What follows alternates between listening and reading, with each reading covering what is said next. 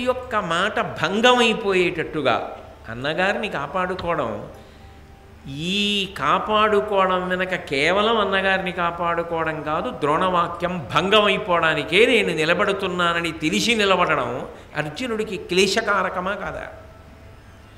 క్లేశకారకమైన యుద్ధ ధర్మాన్ని దృష్టిలో పెట్టుకున్నప్పుడు తప్పదు, ఆపవలసిందే ద్రోణాచార్యుల వారు. ఇప్పుడు ఏమైంది? అత్యంత ప్రీతిపాత్రులైనటువంటి గురు శిష్యుల మధ్య ఇది పెద్ద పీఠముడికి దారి తీసిందా? ఒక్క మాట, వరమిస్తానన్న ఒక్క మాట ఎన్ని మలుపులు తిరుగుతోందో చూడండి. కాబట్టి అర్జున, నీ వలననే ద్రోణాచార్యుల వారి యొక్క ప్రతిజ్ఞ భంగము కావాలి, కాబట్టి ఆ విషయంలో నువ్వు జాగ్రత్త పడాలి అంటూ, నా ఉన్న చోట ఎప్పుడు బాయక కనుగలిగి నిలిచి భండనము తగంచెయంగవలయు ఆ కురునాయుకు కోరికి ఫలంబునకు విముఖముగన్. అర్జున, నువ్వు ఎప్పుడూ కూడా యుద్ధం జరుగుతున్నప్పుడు నా నుంచి దూరంగా వెళ్ళొద్దు, ఎప్పుడు నాకు దగ్గరగా ఉండి యుద్ధం చేస్తూ ఉండు. ఎందుకనంటే ఎప్పుడు ద్రోణుడు వచ్చేస్తాడో, ఎటు నుంచి వచ్చేస్తాడో, ఆయన సామాన్యుడు కాడు, అంత వేగంగా వస్తాడు ఆయన కూడా. వచ్చినప్పుడు చటుక్కున్నాను పట్టుకుపోతే ద్రోణుడి ప్రతిజ్ఞ నెరవేరడం కన్నా అక్కడ దుర్యోధనుడి యొక్క కోరిక తీరుతుంది. దుర్యోధనుడి కోరిక మన ఓటమిని ప్రకటించడం, కాబట్టి అది జరగకూడదు. కాబట్టి ఎంతో జాగ్రత్తగా నన్ను కంటిని రెప్ప కాసినట్టు కాపాడుకో. ధర్మరాజు గారు అర్జునుడితో ఇంత జాగ్రత్తగా ఉండమని అడగవలసిన పరిస్థితి ఏర్పడింది. ఇది నిజానికి భీష్ముడు సర్వసైన్యాధిపతిగా ఉన్నప్పుడు జరగల. ద్రోణుడు సర్వసైన్యాధిపతి కాగానే మొదటి ప్రమాదం ఎవరికి వచ్చిందంటే ధర్మరాజు గారికి వచ్చింది. అది విచిత్రం. అలా తిప్పాడు దుర్యోధనుడు కథని.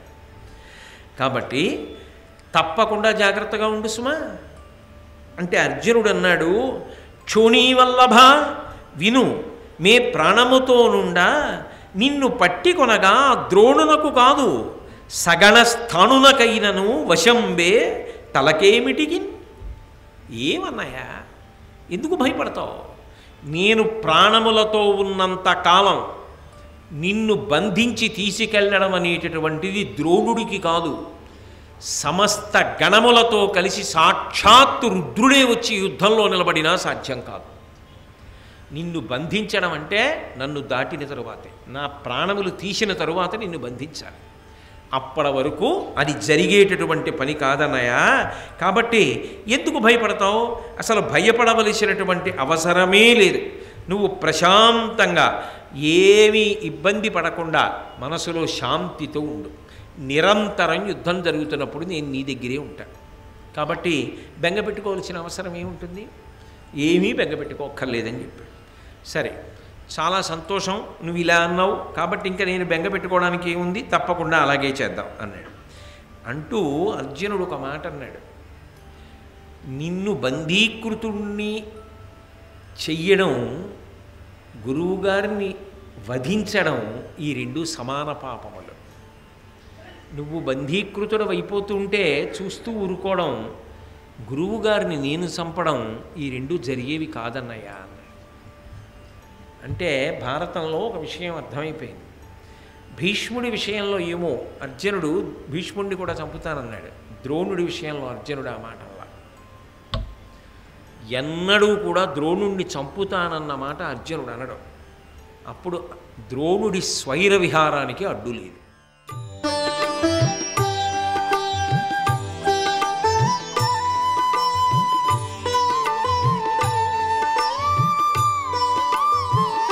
సర్వం శ్రీ ఉమామహేశ్వర పరబ్రహ్మార్పణమస్తు.